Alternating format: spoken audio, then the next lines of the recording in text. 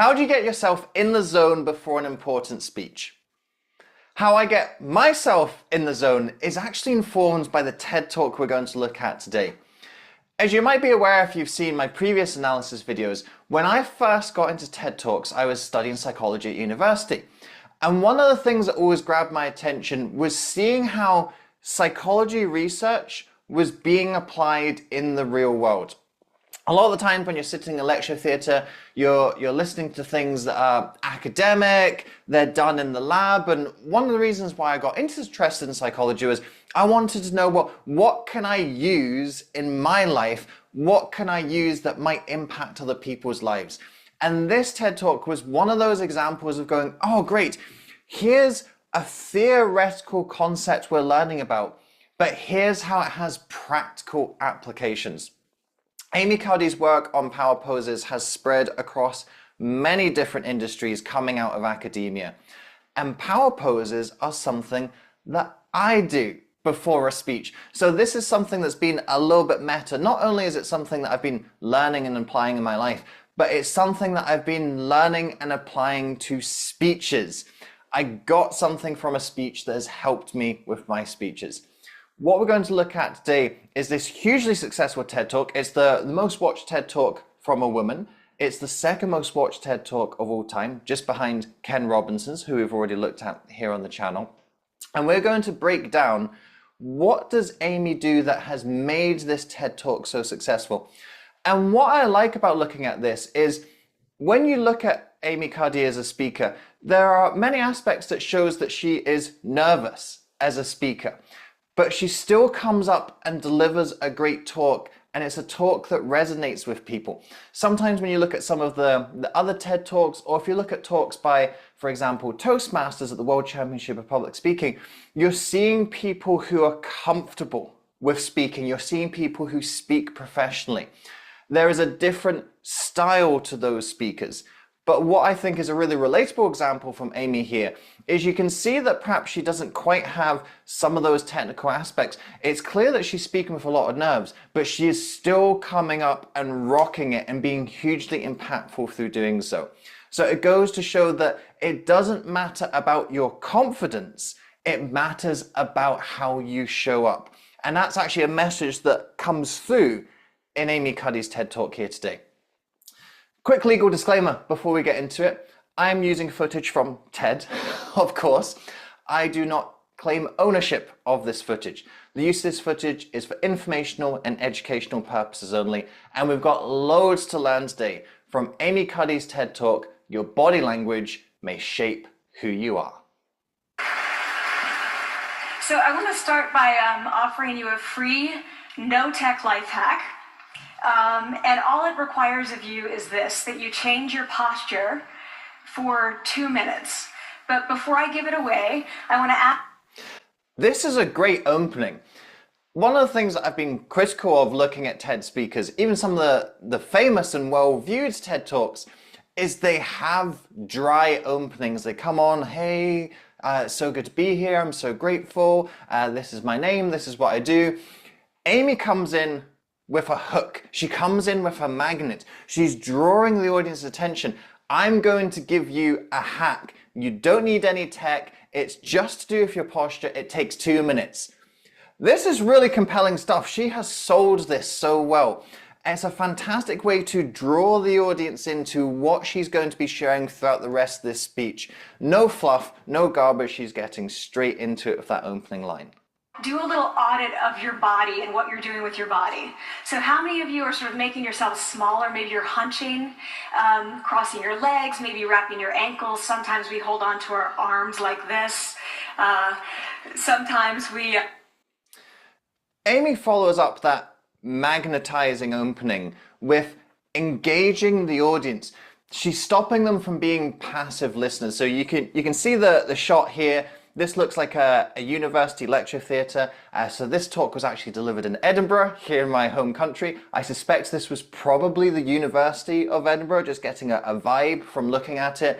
So you're listening to an academic. In an academic setting, it's quite easy to slip into this passive way of listening. Amy makes sure this isn't happening, so she's getting them to actively register and check into themselves. How are you feeling? How are you sitting? So really getting the audience engaged and active in the beginning. This is a very strong start coming through here, drawing the audience's attention, getting them active and engaged so they're ready to listen to the main crux of her content. In other people's body language. We're interested in, like, an awkward interaction or a smile or a contemptuous glance or maybe a very awkward wink, or maybe even something like a handshake. Here they are arriving at number 10 and look at this lucky policeman gets to shake hands with the President of the United States. Oh, and here comes the Prime Minister of it. No.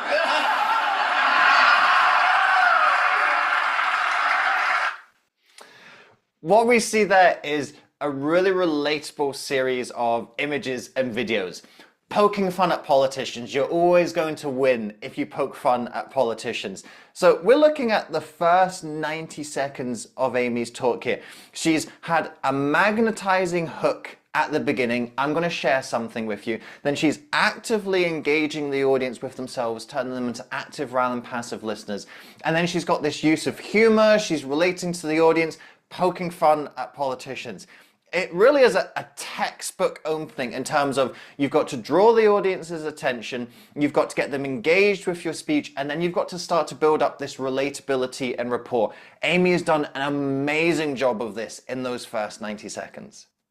So in the animal kingdom, they are about expanding. So you make yourself big, you stretch out, you take up space, you're basically opening up. It's about opening up.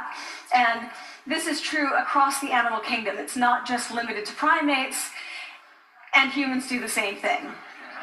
So they do this both when they have power sort of chronically, and also when they're feeling powerful in the moment. And this one is especially interesting because it really shows us how universal and old these expressions of power are. This expression, which is known as pride, Jessica Tracy has studied, she shows that people who are born with sight and people who are congenitally blind.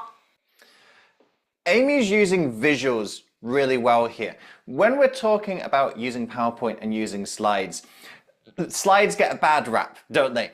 And the reason why slides get a bad rap is because they aren't used like this. Amy's slides are visual. We looked at those examples of the pictures of politicians earlier, we had the video as well, and here we're seeing it's just visuals. We're getting pictures of animals, we're getting pictures of different humans in these different poses. We've got this one of Usain Bolt coming here at the back. These visuals are demonstrating and illustrating her point. They don't need words on them. When she's talking about opening up, about being dominant, about having presence, we see that on the pictures, don't we? This is how slides should be used. You have visual anchors that complement and add to the words. If Amy was just standing up here on stage and she was saying, well, we see that animals take up space and humans take up space, she could still demonstrate it, but it wouldn't have quite that same effect as being able to see it at the same time that she's demonstrating it. So again, this is how you're going to use slides if you are going to use slides. These really visual anchors that are bringing the words that you're sharing to life. Really exhibit the full range of power nonverbal. So you have people who are like caricatures of alphas, like really coming into the room. They get right into the middle of the room before class even starts, like they really want to occupy space. When they sit down, they're sort of spread out. They raise their hands like this. You have other people who are virtually collapsing when they come in. As soon as they come in, you see it. You see it on their faces and their bodies. And they sit in their chair and they make themselves tiny. And they go like this when they raise their hand. I noticed a couple things about this. One, you're not... Really strong demonstrations there. We almost had like a little bit of amateur dramatics, and you might be able to tell I'm a bit of a dramatic person. I like to see these little bits of amateur dramatics in a speech because it brings these scenarios to life. Instead of Amy just saying, so I see different types of body language in my lecture theatres, she shows us the different body language. So we get this example of the dominant kind of body language, we get this example of the withdrawn body language. And again, this is a really nice visual contrast. Such an important aspect of speaking is about putting images into the audience's mind. Images activate the imagination, and it's from imagination that we start to see change in the future. We start to see things that aren't real. It's a change, a destination outcome that we haven't yet reached, but our imagination allows us to see it before we get there. What we're seeing here is a real activation of that visual processing. Amy's done such a good contrast here. And again, you can see, like, we're not talking about you have to act as if you're in Shakespeare or Hollywood. It's just demonstrating what you see. As a lecturer, she's looking at her audience, she sees things, and then she just replays that to us as an audience. So you don't need to have an Oscar-winning performance here. Just show what you see, and the audience will see what you see. And low cortisol. So what does that mean? When you think about power, people tended to think only about testosterone because that was about dominance. But really, power is also about how you react to stress. So do you want the high power leader that's dominant, high on testosterone, that's really stress reactive? Probably not, right? You want the person who... Amy uses a rhetorical question here, the do you want? Talking about this leader of, well, we need to think about leadership in a bit more of a nuanced way, and power in a bit more of a nuanced way. We think of leadership being just about power. In this case, she's talking about power through testosterone. But also, power is about not flipping out under challenge. So when she uses this, do you want the leader that has high intensity, but is also stressed out and maybe a little bit emotionally reactive? Well, no, you don't, do you?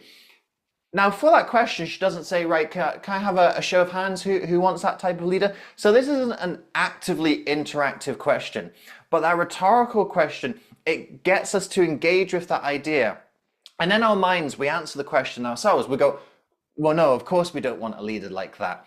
So these types of rhetorical questions, even if you're not necessarily taking those breaks of having that interaction, the rhetorical question makes it feel like we've had a little bit of interaction there. It feels like a little bit of a back and forth because Amy says something and we respond to it in our minds.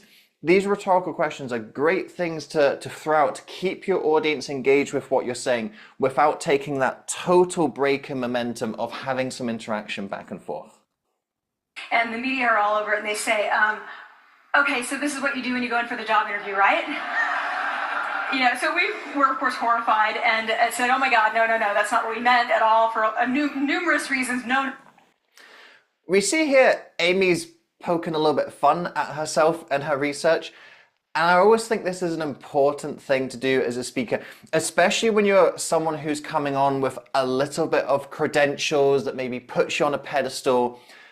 Amy is a Harvard psychologist. She has those credentials that puts her on a pedestal.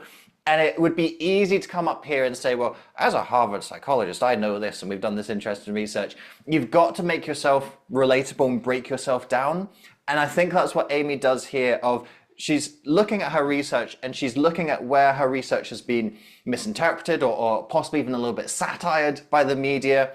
And it just breaks down that barrier of going, look, I'm not here preaching with my research and this is what you want to do. She says, oh, actually, oh my God, this is not what I want you to do. This is not how I want you to take the research at all. So just a nice little bit of levity and a little bit of self-deprecation here. She's sharing this good research with us. And just to make sure it doesn't sound like she is sharing this research from the pulpit on her soapbox, she uses this little bit of humor just to break it down. And then that makes us even more open to the benefits and the findings of that research than we were before.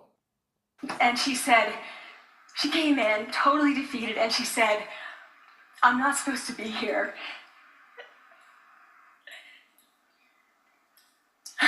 And that was the moment for me because two things happened. One was that I realized, oh my gosh, I don't feel it. Do you see in that moment that Amy is in the story? She's not just telling us the story, she's actually there in that office again, having that conversation with a student who comes in. So I'm sure you've already done this. Watch the full talk. There's a link to the talk in the video description. Go and watch the full talk and you'll see the context. Always watch the talk before you watch these analysis, and then you'll know the context of the things I'm picking apart. So she's telling this story about her students coming into her office, and you see the emotion that comes up. She feels the emotion as she felt it back when she was there. And this is such a raw and powerful way of connecting with the audience. Instead of replaying the story, you get back into the story, and then your audience experiences the story as you did for the first time. You can see this real genuine emotion that comes through there, and it takes hold of Amy a little bit more. And this is something that I know that I have seen some people critique about losing control of your emotions, so to speak, during a speech. I don't think that this is the case here. I think this is a real moment of genuine connection that we feel. And frankly, it's an advantage that I feel women speakers have over men, that quite often women are able to reconnect with that emotion a little bit easier. Us men are big stones, and it takes us a little bit more time to reconnect with that emotion. But women speakers, they often are able to get back into that emotion a little bit easier than us men. And it creates these fantastic opportunities for genuine emotional connection. Now, this isn't to say that men can't do this as well, and it's not to say that all women are able to do this, but it is a tendency that I notice. And I think this is a real advantage that you have of, if you are able to go back into that emotional space, feel the emotions like you did in that moment, and then be able to express that and transmit that on stage. Now, without totally breaking down and losing composure, but having that raw and vulnerable connection again, it's such a powerful way to connect with the audience. And when you're talking about rapport and relatability and likability, this is what makes you likable. This is what makes you relatable. If you're not just standing there as this emotionless robot dispelling information, when people see the humanity behind what you're sharing, that creates a powerful connection, and it's through that connection that you create a powerful impact. So this is a really beautiful, genuine moment of emotional connection that we see between Amy and the audience. She comes back to me months later, and I realized that she had not just faked it till she made it, she had actually faked it till she became it. So she had changed. And so I love reinventing the cliche. Cliches are cliches for a reason. There is useful, common, ancient wisdom in those cliches. The issue is when people hear a cliche, because it's familiar, they think they've already learnt the lesson. Oh yeah, I've heard that. Yeah, time is money. Kill two birds with one stone. Fake it till you make it. They think they know it already. But just because it's familiar doesn't mean it's familiar to you. Doesn't mean that it's something that you've ingrained and implemented. So what I love about reinventing the cliche is it gives people that familiarity that they can attach to. Oh yeah, like I get the lesson. But it gives them enough novelty where they go, oh, well, maybe that's a different way of thinking about it. Is that something that I've done? Have I faked it until I've become it? Well, I don't know that I have. This is the power of using what's familiar, but making it novel. And that's essentially all we're ever doing as speakers. There is no one who is speaking on a unique topic that's never been covered before, never been articulated before, never been implemented before. We're all speaking on the foundations of stuff that's come before. And that's all right to have. You aren't trying to reinvent the wheel here. What you're trying to do is find that fresh perspective on what has come before. Because what has come before might not have worked for people. What has come before might not have been the thing that connects to that person in the way that they need in order to be able to take it on board. But the way that you present it, your fresh perspective, your experience, how you relate to the audience, that can open the gates to allowing the audience to implement that ancient wisdom, those key fundamental lessons. And this is one of the techniques you can use to do that. Reinvent the cliche, take the familiar and make it novel. We're watching the second most viewed TED Talk of all time. There is so much that Amy is doing effectively in this speech that has made it resonate with so many people. And if you'd like to learn a little bit more about what makes your speeches and your talks resonate with people, I've got a masterclass for you. This TEDx Masterclass is a recording of a session that I did at one of the TEDx events that I've coached here in Scotland, TEDx University of Edinburgh. And actually, this TED Talk was also delivered at Edinburgh. So Edinburgh clearly has very good prestige and foundations for delivering effective TED Talks. In this 60-minute masterclass, I outline the key foundations of what makes a great TED Talk. These TED Talks that have hit the viral, have had that cultural effect. Power poses. Power poses has been this massive cultural phenomenon that has spread through politics, through business, through academia, and it all came from this one 20-minute speech. How do you have that cultural impact with your speeches as well? And that's what the masterclass covers. I've put a link to the masterclass in the video description below. You can download it for free. It's there, it's yours to help you to deliver a more effective speech, whether that be on the TED stage or any other stage that you might find yourself. What we're going to look at now is, yes, this is a fantastic talk. It's had this huge cultural impact, but there's always room for improvement. And what we're going to look at is, if Amy was to deliver this talk again, if she was wanting to upgrade and update this talk, what could she do to make this speech even more effective than it already has been? Let's take a look at a few suggestions. It could significantly change the way your life unfolds. Do you see this gesture? Call it the scholar gesture. It's this kind of deep thinking gesture. This is a gesture you've got to be really cautious about using, and most of the time I would actually say that you want to be avoiding using this. This gesture, first of all, it closes off the body language. It forms that shield. It's like a barrier to connection.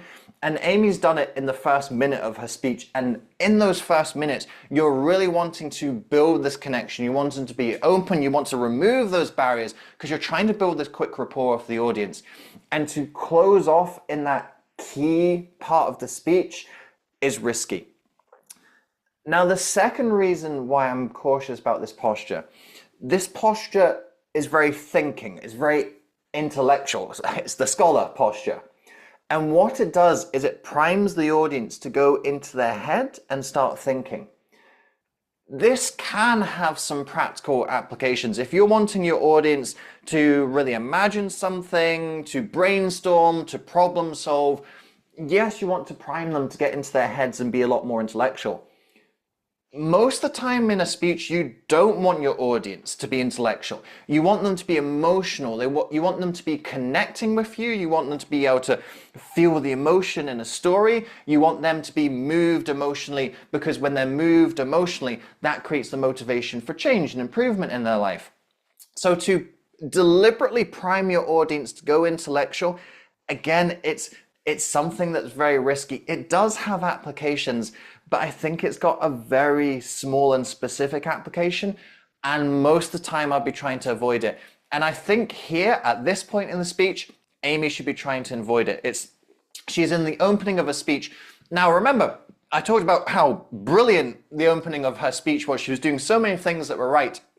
And so I think this posture, it's not needed at this point. I think she needs to be continuing with that emotional openness, relatability, building rapport. And it's not that this gesture ruins that, because as I said, she's done so many good things in the other parts of her content, but it's just something that I feel is not necessary at this time, and it could have that small detrimental effect.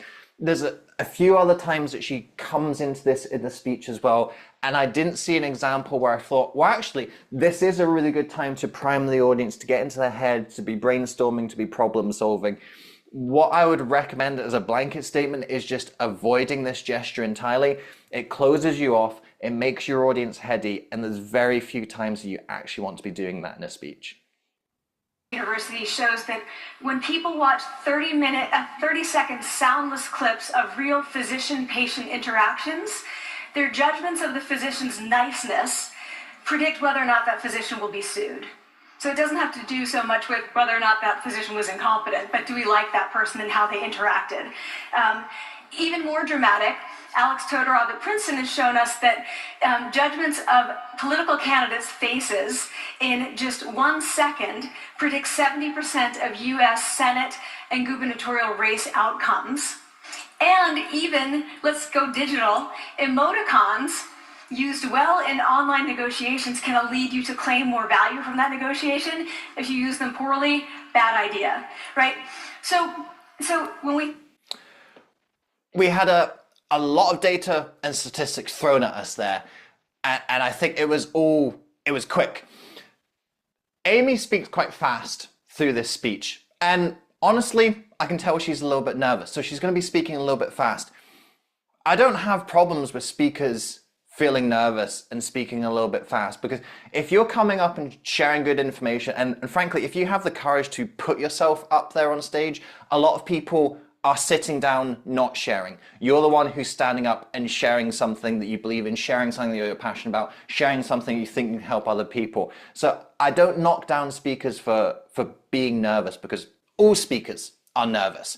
Some speakers are just able to channel and mask that a little bit better. Amy's nerves are quite on her sleeve here, and that's fine. What it does mean is that her speaking pace is quite fast. And when she comes to the data and statistics, this is where I'd be asking her to check in and be a little bit more conscious and take this part slower. Data and statistics, number one, there's something to be used quite sparingly in a speech, because they get the audience into their head, and you start to emotionally disconnect from a speech when you're hearing data and statistics. It's not that they don't have their place, but when they do come in, you want to give the audience time to process the data, and you also want them to understand the story of the statistics as well. And what we have here is just kind of a machine gunning of, here's a study, here's the findings, here's the data, here's a study, here's the findings, here's the data. And it's a lot for us to process in that moment. I would probably be looking at, well, let's not list, though there was like 3 different studies here, wasn't there? I'd probably be saying, let's not list 3 of them in quick succession. Let's take one of them, take it slow to allow the audience to process it, and then give a little bit of a story behind that data.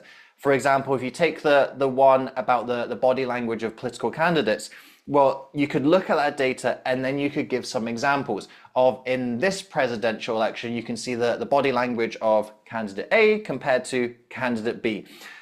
So you slow it down, you give it more story and give it more context, rather than rattling through a lot of statistics that people will have forgotten about by the time, not just you get to the end of the speech, but by the time you get to your next point. So if you are bringing in this data and statistics, choose the key ones, slow it down to allow the audience to process them, make some notes, and then give the story or example that brings that data to life. Powerful than men, so this is not surprising. But the other thing I noticed is that it also... Did you see the little pause for thought? It's fine to think when you're on stage. You have a lot going on that you're trying to deliver and you're trying to process when you're up there. It's a big cognitive demand when you're speaking. And you need time to think of my next point, how am I going to say this? Just make sure that when you are taking those moments of thought, you don't break that connection with the audience. Make sure that you aren't looking up and away from them, or looking down at your feet, or doing the scholar or anything like that. Just try to keep that open engagement with the audience. So maintaining that eye contact and connection, even when you just need a little moment to think. When you pretend to be powerful, you are more likely to actually feel powerful. So the second question... We see that scholar gesture coming in again, and we see another detriment of the scholar gesture here. Amy actually covers her mouth when she says that little bit there. You do not want to cover your mouth when you're speaking. For obvious reasons, your audience then struggle to hear and understand what you're saying. So again, this is another reason why I'd be cautioning away from that scholar gesture, and anything else in general where you start to cover your mouth.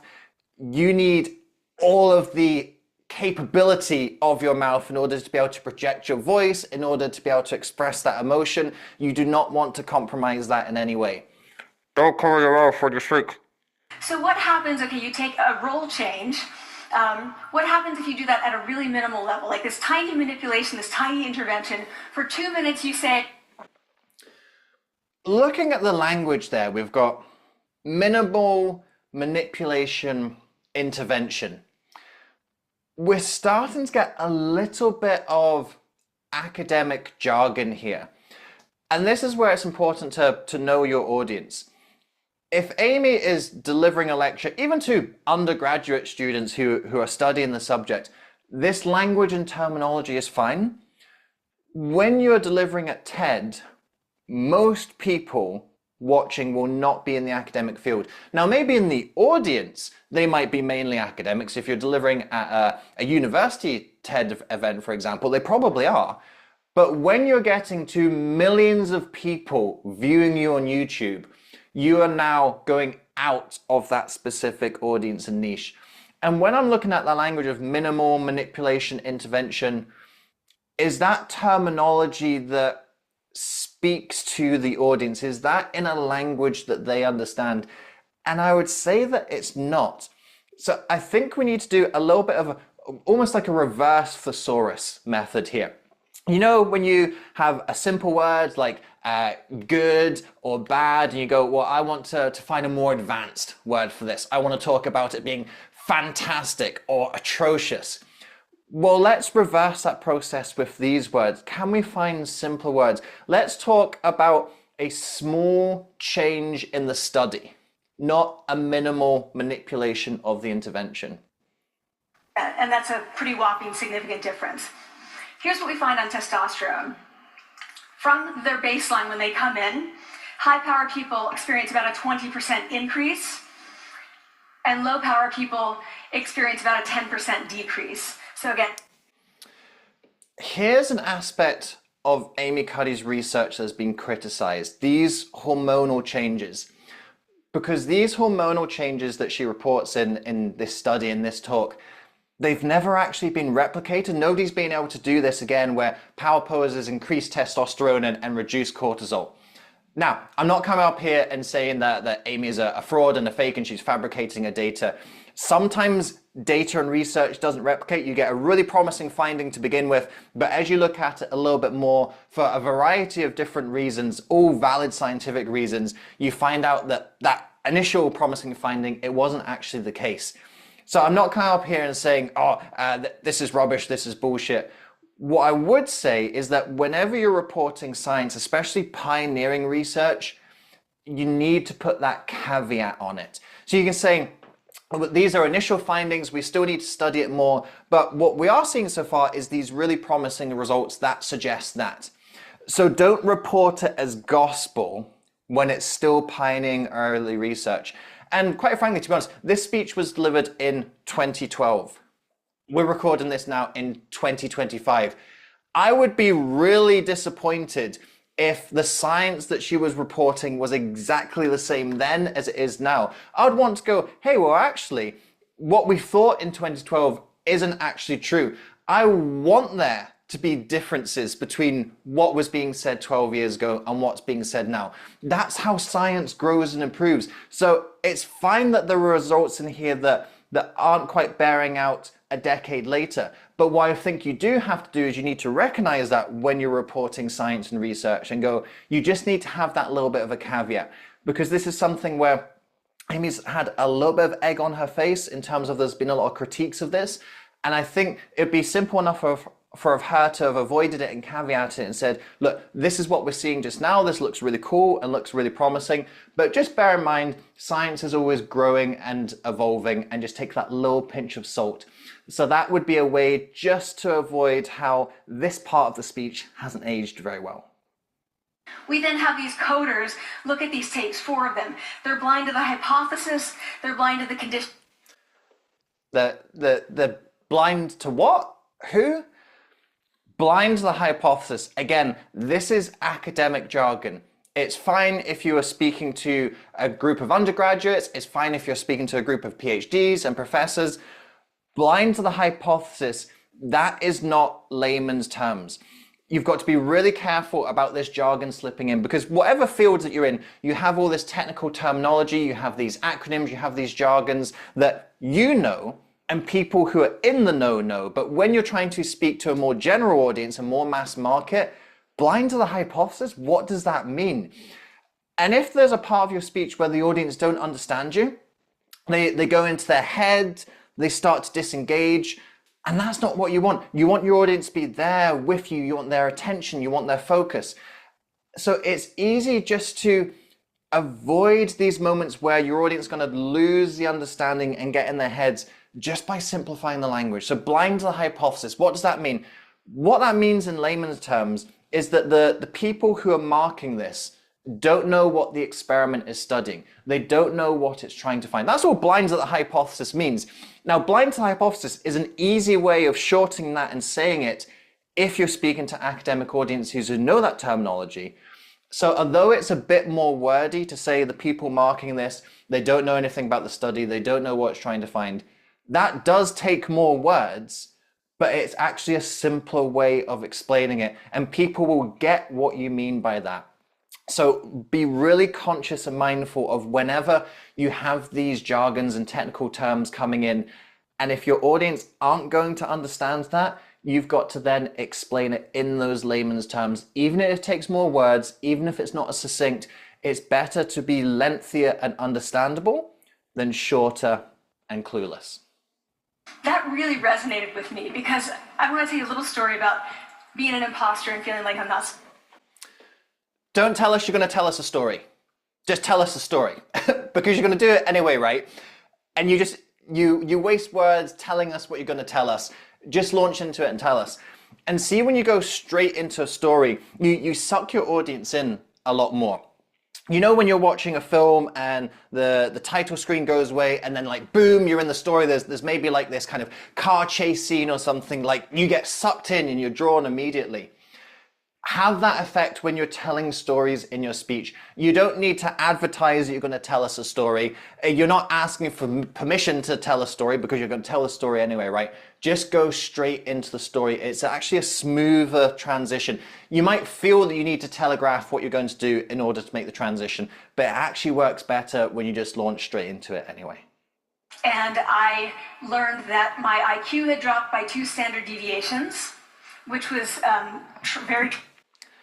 2 standard deviations? Is that a lot? Not a lot? Is that 2 IQ points? So again, we're seeing that this reoccurring issue of academic terminology, academic jargon.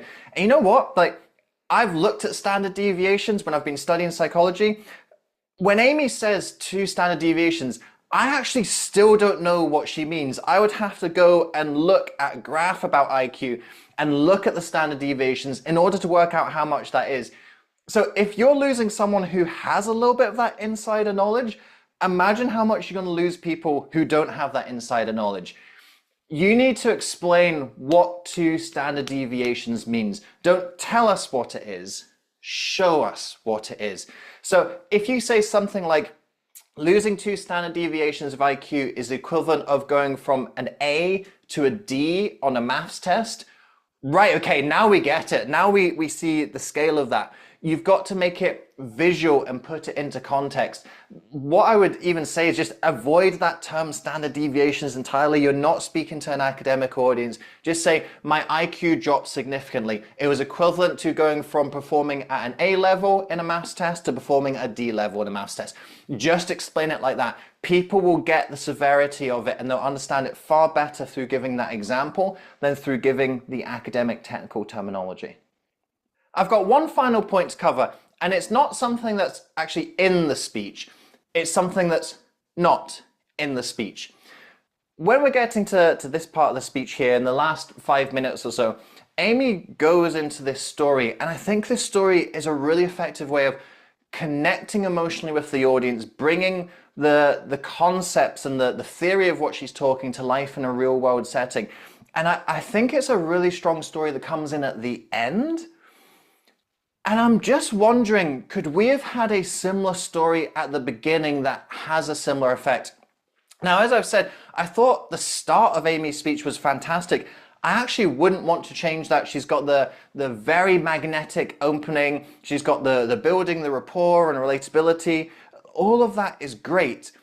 I just wonder, after that first 90 seconds to 2 minutes, could she have given us a story or an anecdote instead? And I think sacrifice some of that data and research that she covers in the middle. She covers quite a bit in there.